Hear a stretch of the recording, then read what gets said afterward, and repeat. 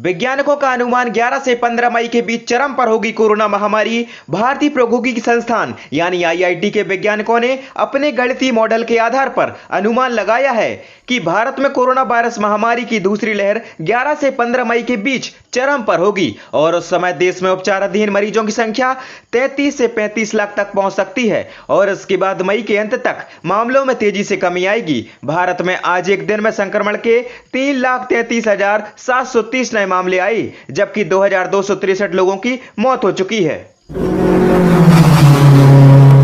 कई अस्पतालों में ऑक्सीजन खत्म, 7 अस्पताल के पास 5 घंटे से भी कम का बचा है स्टॉक। दिल्ली के उप मुख्यमंत्री मनीष सिसोदिया ने केंद्रीय स्वास्थ्य मंत्री हर्षवर्धन को बताया कि राष्ट्रीय राजधानी के 6 अस्पतालों में ऑक्सीजन खत्म हो गई है, जबकि 7 अस्पतालों के पास 5 घंटे से भी कम का स्टॉक बचा हुआ है। सरोज सुपर स्पेशियलिटी अस्पताल, शांति मुकुंद, तीरथ राम शाह अस्पताल, यूके नर्सिंग होम, राठी अस्पताल और सेंटम अस्पताल के पास ऑक्सीजन का स्टॉक समाप्त हो गया है और कुछ अस्पताल के पास 5 घंटे से भी कम का स्टॉक बचा हुआ है। उत्तर प्रदेश और हरियाणा में पुलिस और प्रशासन के वरिष्ठ अधिकारी ऑक्सीजन लेकर आने वाले टैंकरों को रोक रहे हैं और उन्हें समय पर दिल्ली के अस्पतालों में पहुंचने में देरी कर रहे हैं। मैं आपसे अनुरोध करता हूं कि केंद्र सरकार द्वारा दिल्ली को मिला ऑक्सीजन का कोटा बिना देरी के गंतव्य तक पहुंचाना सुनिश्चित करें ताकि मरीजों की जीवन रक्षा की जा सके।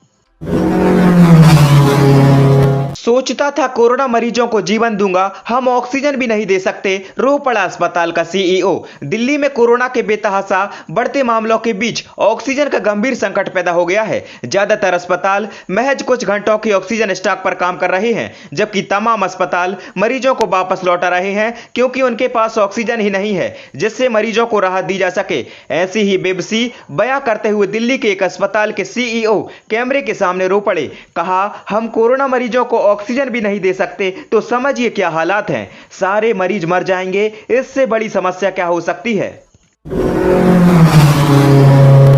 मुंबई के कोरोना अस्पताल में आधी रात लगी भीषण आग, आईसीयू में 13 मरीजों ने तोड़ा दम। मुंबई के विरार में स्थित विजय वल्लभ अस्पताल के आईसीयू वार्ड में आग लगने से 13 लोगों की मौत हो गई। घटना की जानकारी मिलते ही एम्बुलेंस से लेकर फायर विभाग की गाड़ियां मौके पर पहुंच गईं। महाराष्ट्र पुलिस की तरफ से दी गई जानकारी के अनुसार अस्पताल में आग लगने के कारण 13 लोगों की मौत हो गई। जानकारी के अनुसार जब अस्पताल में आग लगी उस समय आईसीयू वार्ड में 17 लोग मौजूद थे।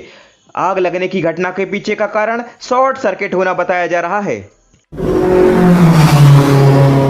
शरीर में ऑक्सीजन का स्तर घटने लगे तो करे यह उपाय, स्वास्थ्य मंत्रालय ने दी जानकारी। स्वास्थ्य मंत्रालय के अनुसार प्रोनिंग की जरूरत उस समय पड़ती है जब रोगी को सांस लेने में दिक्कत हो रही हो और शरीर में ऑक्सीजन का स्तर 94 के नीचे चला जाए। स्वास्थ्य मंत्रालय ने बताया कि समय रहते प्रोनिंग क्रिया के जरिए कई जीवन बचाए जा सकते हैं। स्वास्थ्य मंत्रालय के अनुसार प्रोनिंग के लिए रोगी को पेट के बल लेटना है और एक सिरहाना मुंह या गर्दन के नीचे, 1 या 2 सिरहाने छाती और पेट के नीचे तथा 2 सिरहाने टांगों के नीचे रखने हैं।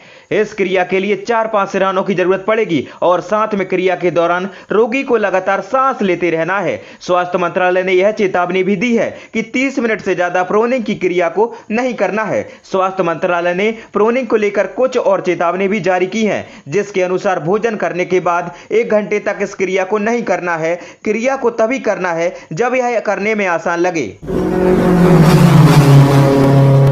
मुंबई में लॉकडाउन के बीच रेलवे स्टेशन पर भीड़, मजदूरों का दर्द, खाने के लिए कुछ नहीं, यही दे देंगे जान। कोरोना वायरस महामारी के चलते लागू लॉकडाउन के चलते प्रवासी अपने घरों को लौट रहे हैं। साल भर पहले जो मंजर देखने को मिला था, कुछ वैसे ही तस्वीरें फिर से नजर आने लगी हैं। मुंबई से भी लोग पलायन कर रहे हैं और घर जाने के लिए स्टेशन पर पहुंच रहे हैं। रेलवे स्टेशन पर जहां देखो वहां प्रवासियों की कतारें नजर आ रही हैं। स्टेशन में सिर्फ उन लोगों को एंट्री करने दी जा रही है जिनके पास टिकट है। कुछ लोगों को घर जाने के लिए टिकट नहीं मिल रहा है। महाराष्ट्र सरकार ने कोरोना के प्रसार को रोकने के लिए सख्त प्रबंध लगा दिए हैं। लोगों में डर है कि वे फंसे ना रह जाएं, इसलिए घर की ओर जा रहे हैं। मुंबई का ऑक्सीजन मैन लोगों की मदद के लिए 22 लाख की एसयूवी कार बेच दी, 4000 कोरोना मरीजों तक पहुंचाया ऑक्सीजन सिलेंडर। मुंबई समेत पूरे महाराष्ट्र में एक और मरीज ऑक्सीजन की कमी से लगातार दम तोड़ रहे हैं। वहीं दूसरी ओर मुंबई के मलाड में रहने वाले शाहनवाज शेख लोगों के लिए मसीहा बन गए हैं। ऑक्सीजन मैन के तौर पर फेमस हो चुके शेख एक फोन कॉल पर मरीजों तक ऑक्सीजन पहुंचाने का काम कर रहे हैं। शाहनवाज ने लोगों की मदद के लिए कुछ दिनों पहले अपनी 22 लाख रुपए की एसयूवी कार को भी बेच दिया।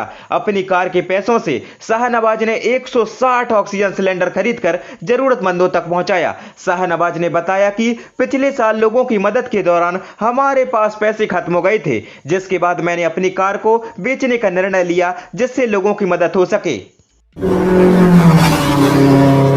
टाटा कंपनी करेगी लोगों की मदद, ऑक्सीजन परिवहन वाले 24 कंटेनर करेगा आयात। भारत में कोरोना संक्रमण की रफ्तार तेजी से बढ़ती जा रही है। देश में कई जगहों पर ऑक्सीजन की भारी किल्लत हो गई है। ऑक्सीजन कमी दूर करने के लिए टाटा समूह आगे आया है। टाटा समूह ने तरल ऑक्सीजन के परिवहन के लिए 24 क्रायोजेनिक कंटेनरों का आयात करने का फैसला किया है।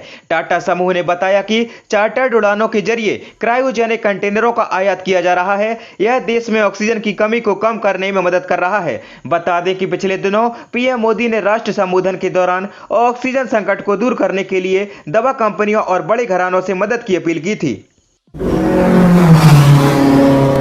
केवल 25 लाख रुपए में लगता है ऑक्सीजन प्लांट, तो प्राणवायु के लिए हाहाकार क्यों? एक हफ्ते में शुरू हो जाता है उत्पादन। ऑक्सीजन की भारी कमी के कारण देश में हाहाकार मचा हुआ है।